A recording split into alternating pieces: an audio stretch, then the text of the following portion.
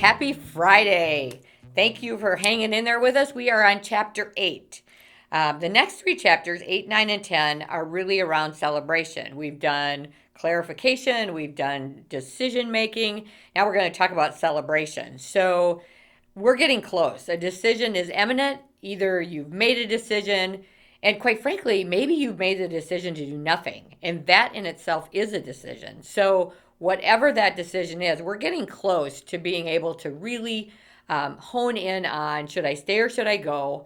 Is there a project? Is there a new role? What is it that you're going to do to bleed passion and energy back into your career? The one thing I'm going to tell you though, this is an evolution. It is not a revolution. Once you make a decision, I'd love to be able to sit here and tell you it's all good and you will be happy and you'll be fulfilled and it's going to be great. But it doesn't exactly work like that. You are going to have to take some time and really work at getting that passion and energy back again. This is a thoughtful journey. It isn't something that turns on a dime. I want to read a story from a gentleman that I think is really relevant to what can transpire to really kick off a professional midlife crisis and then being thoughtful about your decision. This is Randy's story. In early 1991, I arrived at a company where I immediately felt like I could pursue my career with passion and raise my family in an environment where I could also passionately pursue my love of the outdoors.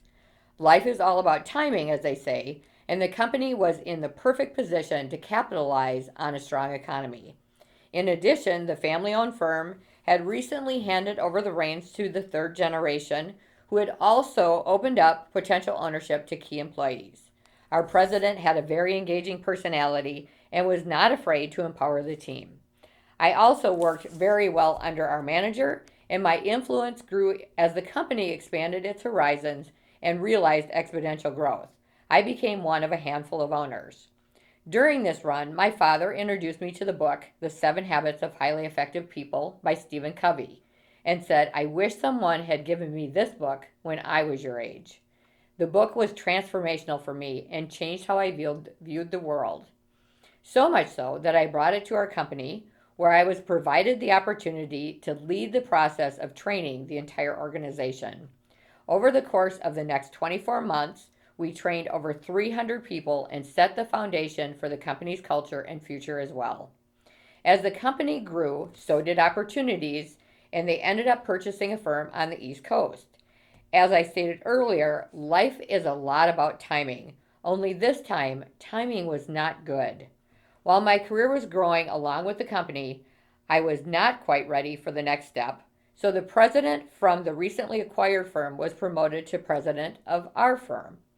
It was at that time that I learned just how important the word culture was to a company. The two firms had very different cultures, and it didn't take long to realize how those differences were impacting the original firm. In a very short time frame, I went from working at a place where I looked forward to going to work to dreading Monday mornings. After many months of soul searching, I made the very difficult decision that I had to leave and find a new path forward. Fortunately, I had a great support system of friends, family, and colleagues, and I was presented with a number of new career choices.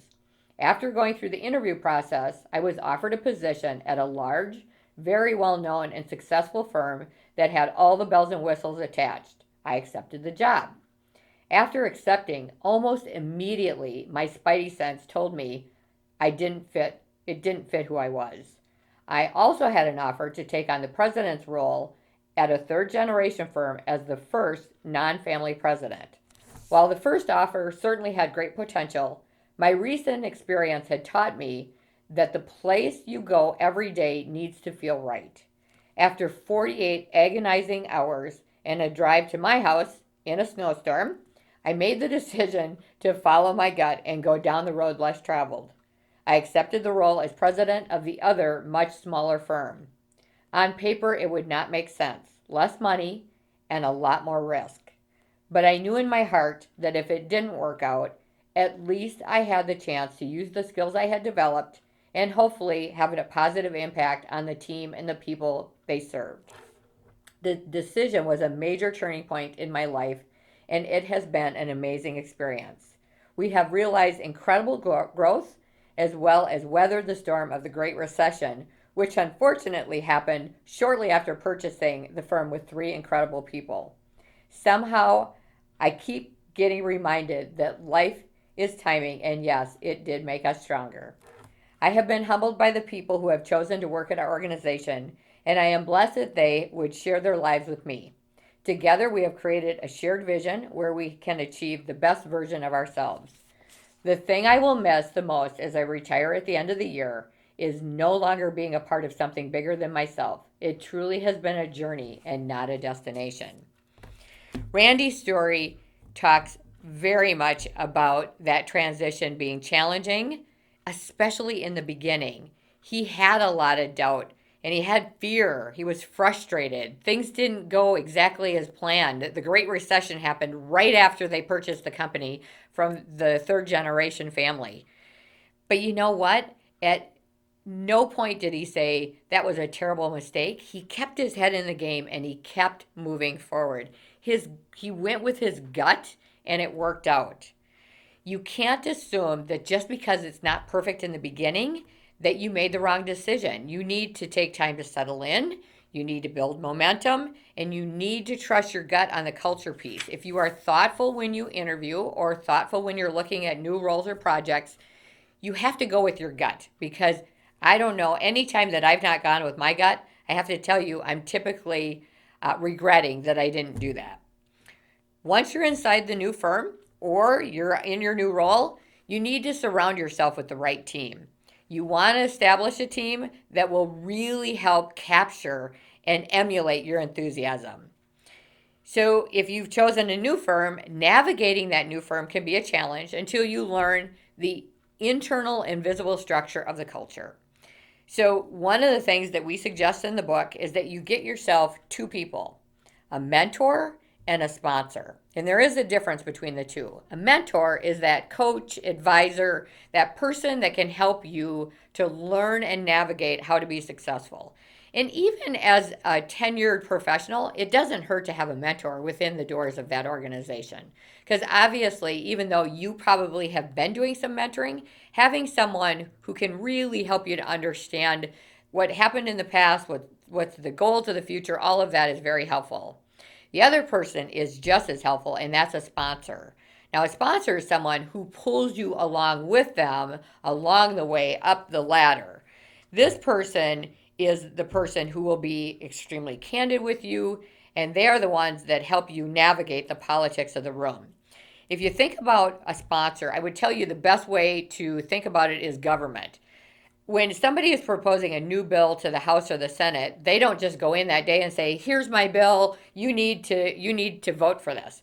They have all these people already lined up that are on the same page, are excited about the bill, and will help them champion it.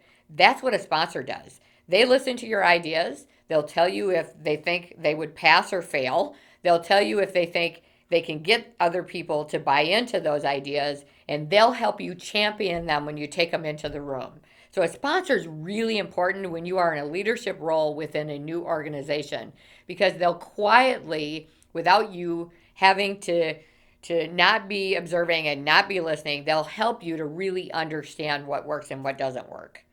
Bottom line is this: once you've made a decision, establish the right circle and make sure you celebrate along the way. Everyone wants to hear they're pretty. Remember to tell your teammates and build that early enthusiasm, and you will be wildly successful in your new career or your new role or your new project. Good luck. Hang in with us. We've got a couple more days, and then we will be through a well-done professional midlife crisis. Again, we're here. Anything you need us to do, tap into us. We're happy to help. Take care.